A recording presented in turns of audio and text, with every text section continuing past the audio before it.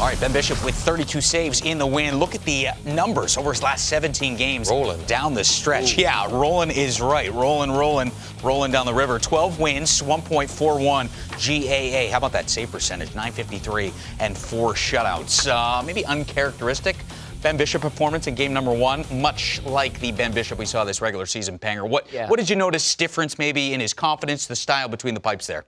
Well, number one, he got off to a rough start in game 1. His save percentage, fellas, in the first period of the playoffs is .963. Oof. And then he started game 1, and he gave up the one. Maybe Robbie Fabry turned his hand over, surprised him a little bit. He didn't get set. But you know, with a big goaltender, you don't want him getting set on the top of his crease. There's no room for you to shoot. So you can see that the Blues are just trying to have quick release and get him off guard a little bit. This game here, he was under siege. And in the last half of the game, when you could feel the Blues gaining some momentum, getting the pucks down low, he had to work hard tonight, Johnny. He did. Or this afternoon. And he had to work hard on a lot of different kinds of shots, too. A lot of post-to-post, a lot of work behind the net. He just looked rock solid, like he done down the stretch, going 12-4. And when he's at his best, he's big and he's calm and he's simple. But I like the battle because St. Louis correctly tried to get bodies around him. They slashed him a couple times. They bumped him trying to get him off his game because when he's on his games, he's so difficult to beat. And I thought he worked through all that. I mean, he had some equipment issues at the end of the game because it was a challenging game physically for him. You need to get his oxygen intake back. You need a break too. That's it. Whatever it takes. A veteran move by him. But he just worked through all the traffic around him. Not all the saves were clean and simple and just bumping them aside. He had to find pucks, had to work through the legs, and he did a nice job with it. Got some help there in the first period from his offense, too, coming out with 3 goals in the first, but uncharacteristic of this defense and structure we're used to seeing from St. Louis. Since Craig Berube's taken over, you know it so well, St. Louis has become one of the best defensive teams in the league. They're always in the right spot, and maybe more than that, they almost always make the right decision. And I think in the first period of this game, and maybe it was the afternoon start, they were a little bit sleepy, they were around the play, but not in the right position. There's the first turnover by Maroon at the blue line. So Edmondson's fronting a puck. Zuccarello's in behind him. So we'll watch Edmondson. He goes to play Zuccarello. He blows a tire. He falls down. It happens. So now he's kind of out of the play. Everyone else on the ice has to recognize Edmondson's in trouble here. So Thomas shrugs off Hintz. Edmondson ideally would get out and close on Hintz if he could, but he can't get there in time. So Patty Maroon, their left winger, Robbie Thomas, their right winger, have to drop down support.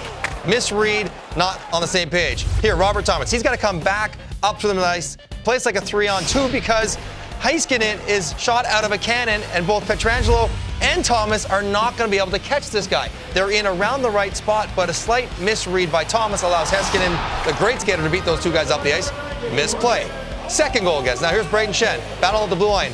He's on the wrong side of the puck. You're supposed to be on the offensive side of the puck, supporting to the defensive side of things, so you're not getting caught. Now Vince Dunn wants to step up and control a play in the neutral zone. It's just 4-on-4, no margin for error. You already have your guy stuck on the wrong side of it.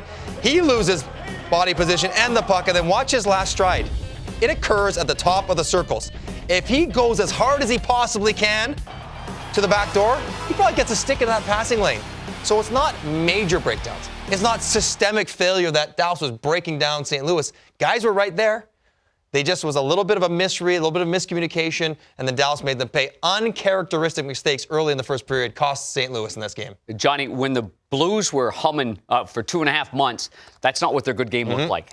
Exactly. That's not what it like. And it tidied up. Give them a lot of credit for correcting it.